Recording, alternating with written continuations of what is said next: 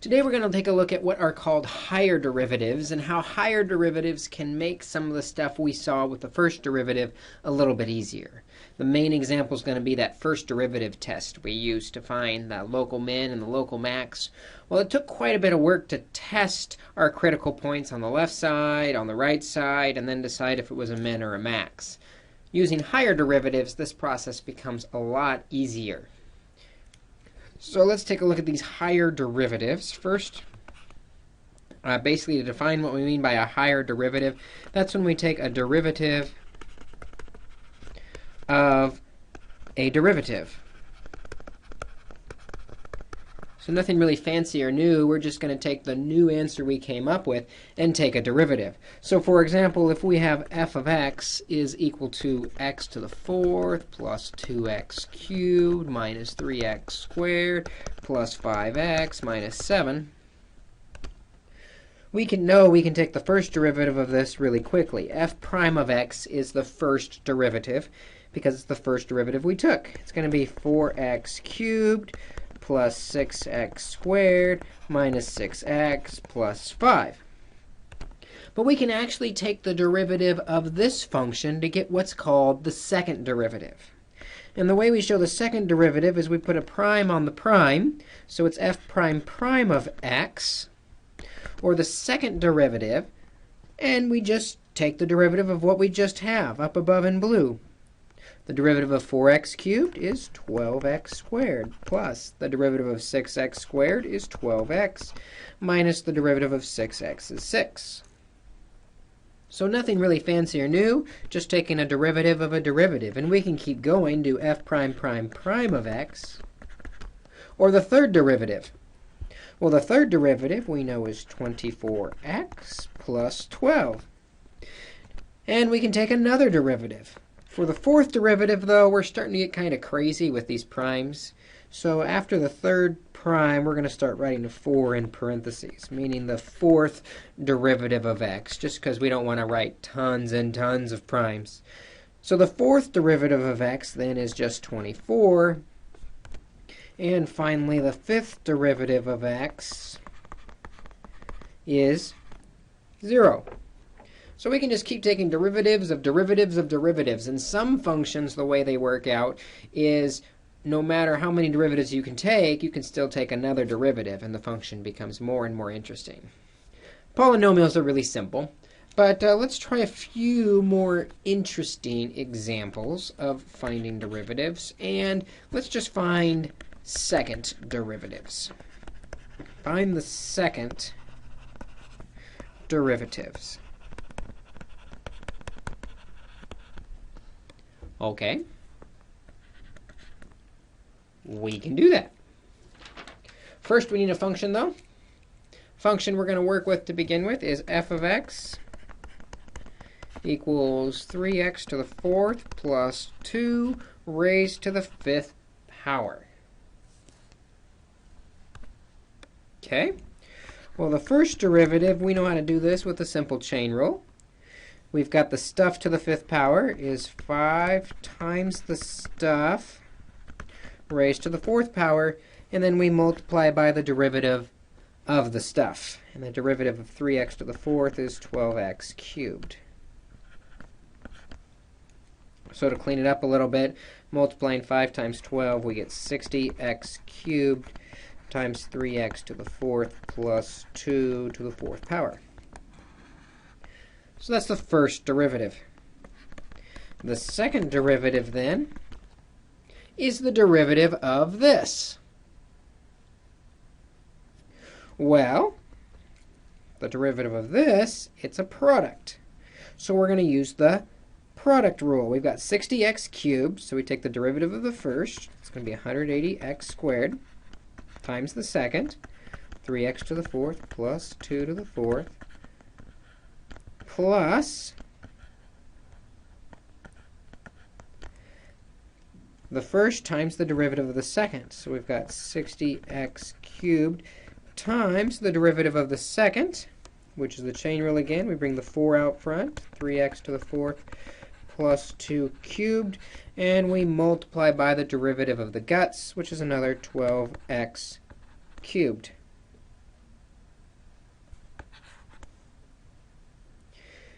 So cleaning this up a little bit, the left side we got 180x squared times 3x to the fourth plus 2 to the fourth plus, I'm going to multiply the 60, the 4, and the 12 together, and that's going to be big, 2,880. X to the 3 plus 3 is 6, times 3x to the fourth plus 2 cubed. And this then is our second derivative. Let's try another interesting one. Derivatives of derivatives. Let's say g of x equals 5x times the natural log of x. This first derivative, g prime of x, is going to be a product. The derivative of the first is 5 times the natural log of x, plus the first 5x times the derivative of natural log of x, which is 1 over x. And those x's can reduce out, so we have 5 natural log of x plus 5. To get the second derivative, we take the derivative of this answer, g prime prime of x. We've got a 5 times the derivative of the natural log of x is 1 over x. And the derivative of 5 is 0, so g prime prime is going to be 5 over x. That's our second derivative. Let's do one more second derivative problem. Let's say h of x equals x over e to the x. Pretty simple, right? So what's the derivative? H prime of x. We have a quotient here. We know a quotient's low d high minus high d low, square the bottom, away we go. So low is e to the x. D high, the derivative of x is 1, minus high, x. D low, the derivative of e to the x is e to the x. All over the low squared. When we square the exponent, we multiply the exponent by 2, and so we have e to the 2x. And now we can take our second derivative. Probably don't need that 1 out in front, so I'm just going to erase it. E to the x minus x e to the x over e to the 2x. So again, we have a quotient. So again, we're going to use the quotient rule. Low, e to the 2x. D high, e to the x, minus, it's a product, so the derivative of x is 1, e to the x, minus, distributing that negative all the way through, x, and the derivative of e to the x is e to the x. So it's low d high, minus high, e to the x minus x e to the x. D low, the derivative of e to the 2x is e to the 2x times the derivative of 2x, which is 2. All over the low squared, e to the 2x squared. 2 times 2 is 4x. This looks kind of ugly. Let's see if we can clean it up a bit. One nice thing is the e to the x's are going to subtract out. Let's do it in a different color. So we've got negative x, e to the 2 plus 1 is 3x. And when we distribute a negative 2, taking that negative also, distribute the negative 2 through, we get negative 2 e to the 3x. And a negative times a negative is a positive 2x e to the 3x. All over e to the 4x. And what's nice about this is we have a couple like terms. We've got a negative x e to the 3x and a positive 2x e to the 3x. That's going to give us a positive 1x e to the 3x minus 2 e to the 3x all over e to the 4x. But we can even clean this up a bit if we factor out the GCF of e to the 3x. Leaves behind x minus 2 over e to the 4x. And that's really nice because we can, 3x minus 4x is 1x. We're going to be left with in the denominator e to 1x in the denominator, x minus 2 in the numerator. And there is our simplified, cleaned up second derivative. A little bit of algebra to get there, but again, it's just distributing, combining like terms, factoring and reducing a fraction. We should be able to do all that. So those are our higher derivatives. We just take the derivative of the answer to get the next derivative. Nothing really complicated there. Where we are going to start using these ideas of higher derivatives is with this concept of concavity. And basically, concavity tells the direction of the bowl.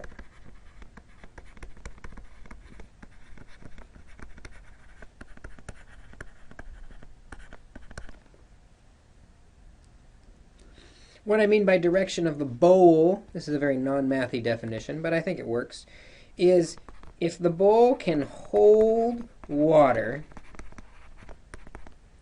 it is considered concave up. An example of that would be the graph of x squared. Notice it would hold water without spilling it inside there. That is called concave up. It is a bowl. Versus something that will spill water, we call that concave down. The bowl is upside down. Negative x squared is a great example. And if that bowl had water in it, it would definitely spill out. That's what we mean by concavity. Will it hold water or will it spill water? And what's nice about concavity is we have this nice test using the second derivative for concavity. If f prime prime of x is greater than 0, if it is positive, it is concave up in that range. And if prime prime, the second derivative of x, is less than 0 or a negative, it's going to spill water, concave down. It also happens from time to time that f prime prime of x is actually equal to 0. And that is an inflection point. It's not up or down there. That is a point where concavity may or may not change.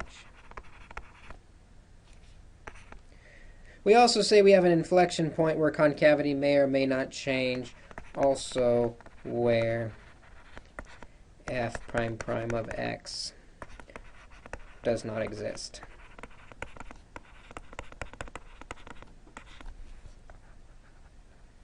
So visually what we're talking about, concave up, it's a bowl that won't spill. Concave down, it's a bowl that will spill. And inflection points happen when we are concave up, and then it switches to concave down. Another example might be concave up, it's a bowl. Concave down, it's not a bowl. So right here and right here are inflection points.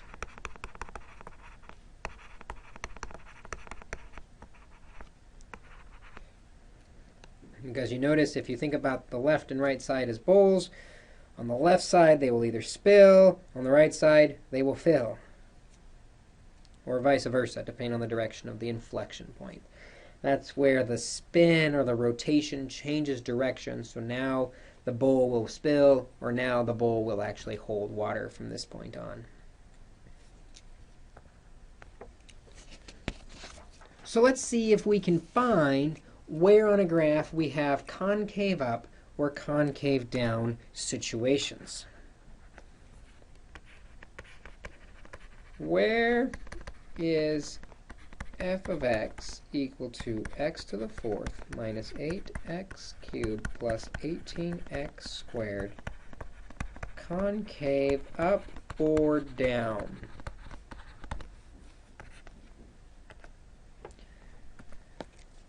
The only way we know this is to take that second derivative. So f prime of x is 4x cubed minus 24x squared plus 36x. There's our first derivative. F prime prime of x is equal to 12x squared minus 48x plus 36. And we know where it's concave up or down if we make it equal to 0. And the easiest way to solve this is either by the quadratic formula or factoring. Divide out a 12, we get x squared minus 4x plus 3, which is really nice to factor. We got x minus 3, x minus 1, and so our inflection points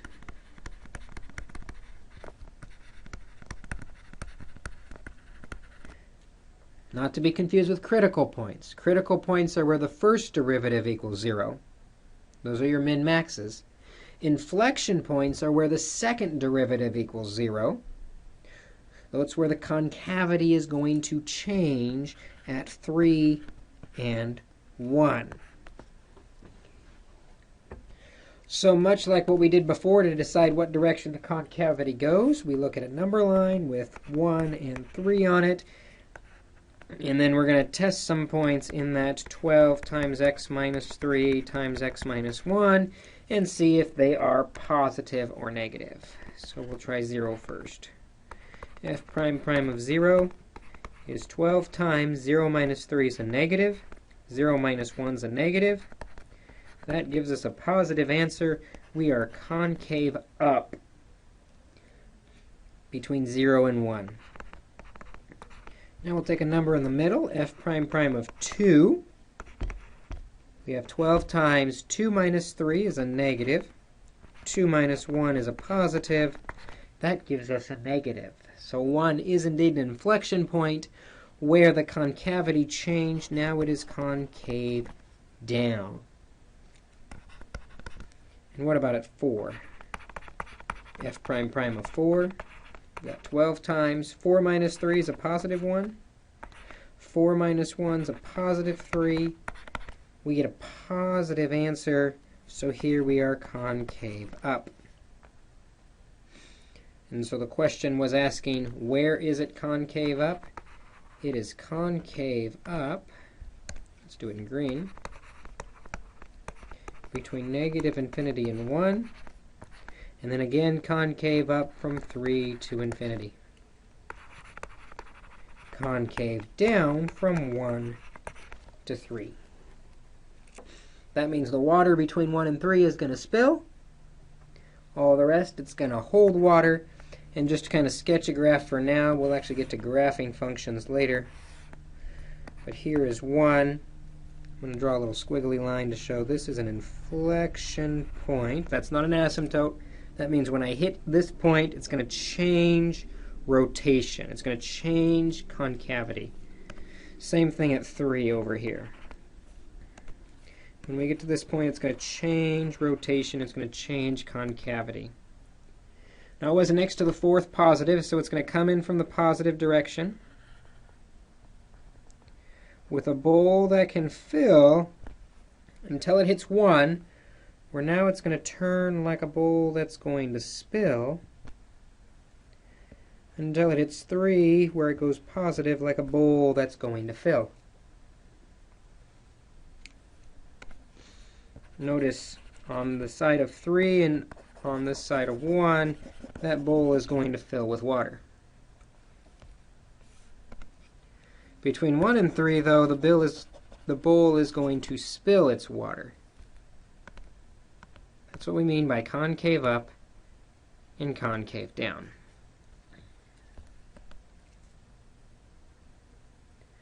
So what's so exciting about concave up and concave down? Two great applications come out of this that help us out with some problems, all related to this thing called the second derivative test. Now you'll remember from yesterday's video that we had a first derivative test. The first derivative test said that we could take the first derivative and find these critical points where the first derivative equals 0.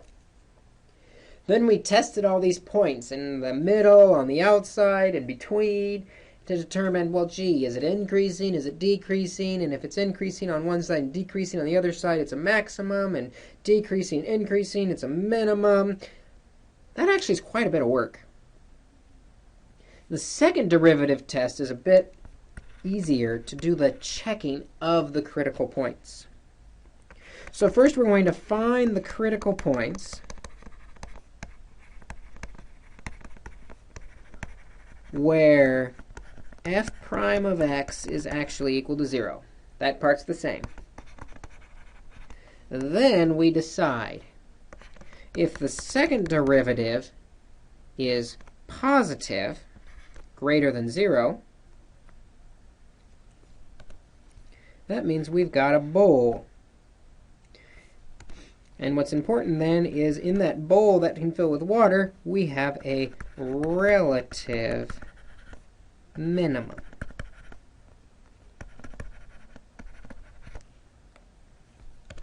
Similarly, if f prime prime of x is less than 0, we're concave down, which means that vertex point is a relative maximum. And be careful not to get in trouble with signs here. Notice when the second derivative is positive, we have a minimum. When the second derivative is negative, we have a maximum. And that might feel counterintuitive until you look at a picture of what that means. So negative means max, positive means min. So let's try an example using the second derivative test. Let's find the relative extrema. We want to know min, max. What are we working with? If f of x is equal to x cubed minus 3x squared minus 9x plus 7. Well, the first derivative we should be really good at finding is 3x squared minus 6x minus 9. Now we still need to find our critical points, those critical points that are going to be the mins and the max. And we do that when the derivative is equal to 0. So divide out a 3, we get x squared minus 2x minus 3. And then we factor it. So that's minus 3x plus 1 equals 0. So our critical points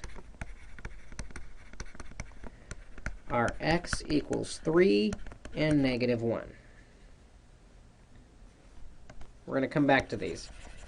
Those are our critical points. We don't know if they're mins, maxes, or neither yet. Those are our critical points, though, that we have to find out about. And that's where the second derivative test is useful. If we were going to do the first derivative test, we would have to test a number between them, on the outside of them, and then use that information to decide. Look how much easier the second derivative test is. The second derivative, looking back at our first derivative before we factored it, because that's really easy to take the derivative of, it's 6x minus 6. So now what we're going to do is we are going to find f prime prime of those critical points. And all we care about is the sign. We don't even really have to do all the math. So f prime prime of 3, the first critical point, 6 times 3 minus 6, is 18 minus 6, and all we care about is that answer is positive. We are concave up, which means we have a minimum, a relative minimum, at x equals 3. Similarly, we'll test, moving too fast here. Similarly, we'll test f prime prime at the other value of negative 1. 6 times negative 1 minus 6 is negative 6 minus 6. We don't care what it is, but we do care that it is negative. When the second derivative is negative, we have a relative max. At that point, x equals -1. Much more direct, straightforward, and quicker than doing that first derivative test. So that is the second derivative test. Find your critical points and plug them into the second derivative to find out what's happening at those points. Another great use, though, of the second derivative comes from a business application with this thing called the point of diminishing returns.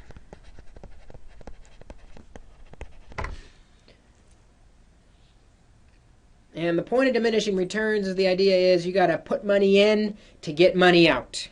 And in theory, the more money you put in, the more money you're going to get out. Although there is a certain point where that starts to work against you.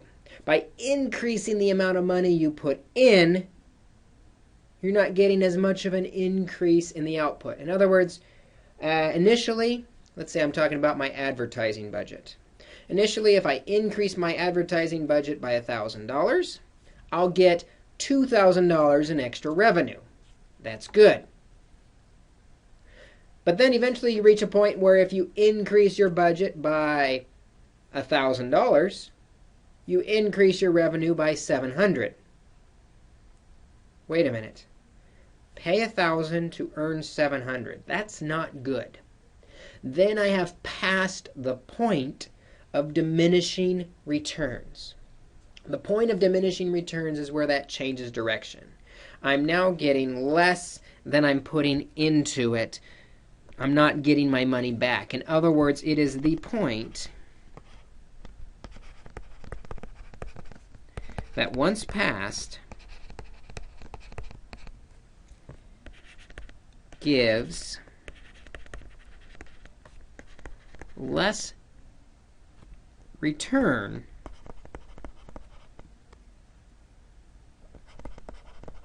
than increase in investment. The idea is I would love to get as close to the point of diminishing return as possible without going over the edge. Because once I go over the edge, it's going to start to hurt me. But if I can get close, I'm going to get the biggest bang for my buck. The idea of this visually is costs are going up slowly while profits are going up, but then it's going to start to change directions and level off. I want to hit this guy right square where I'm going to switch the direction from a full bowl to a spilling bowl. And that happens right there at the inflection point.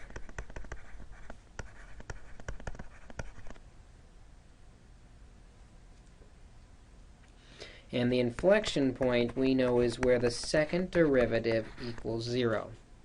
The point of diminishing returns is the inflection point. In Unit B, we found out that the marginal analysis was talking about the first derivative. Diminishing returns is talking about the second derivative. It's when the marginal analysis is giving us a smaller result. It's the derivative of the original function. The second derivative is equal to 0, the point of diminishing returns. So if the revenue generated from advertising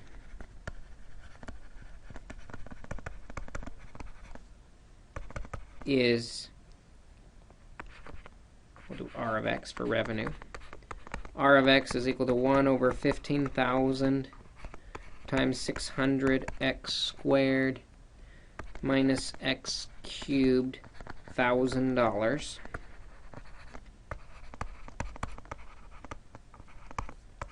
We're going to find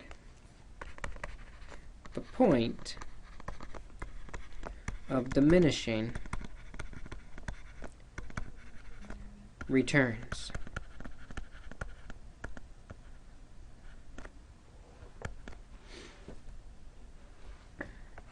In other words, where's the inflection point? Where is the second derivative equal to 0? Well, first we're going to find r prime of x. That 1 over 15,000, that's a constant, so we can just bring it out front. There's no variables in it. And then take the derivative of the stuff. So the derivative of 600x squared is 1200x minus 3x squared. And this we could use to do our marginal analysis to see what is the marginal revenue at various points. We can find out where's our maximum marginal revenue, where's our minimum marginal revenue. We could do all of that with the first derivative. The second derivative is going to tell us where the point of diminishing returns is. Basically, where is my investment not going to give me as much of a return? And actually, let's do that in green. So r prime prime of x, again, that 1 over 15,000 is a constant, so we'll bring it out front. The derivative of 1200x is 1200 minus 6x. And we now have our second derivative. It is an inflection point when this second derivative equals 0. And we can solve this really quickly. Multiply by the 15,000 on both sides. We get 1200 minus 6x equals 0. Add 6x to both sides. Divide by 6, and x equals 200. In other words, what we were saying is at 200, and remember the units on that was $1,000.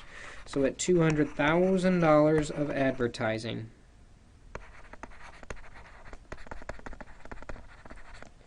we hit the point of diminishing returns. In other words, adding an extra $1 to advertising will give us less than $1 in extra returns. So maybe we should stop here. The idea is, while we might get more money in additional advertising, we advertise more, we get more money. Yes, that's true, but we're not getting as much bang for our buck, because now we'll increase by $1 and we'll get another 90 cents in revenue.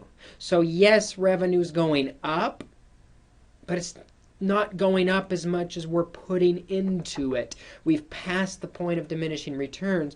And so rather than maximizing revenue, let's maximize the bang for our buck and get the most return at $200,000 in advertising. The homework assignment today starts to take a look at second derivatives, the second derivative test to find relative mins and maxes and inflection points, also diminishing, point of return. Take a look at it on the homework. We will see you in class tomorrow.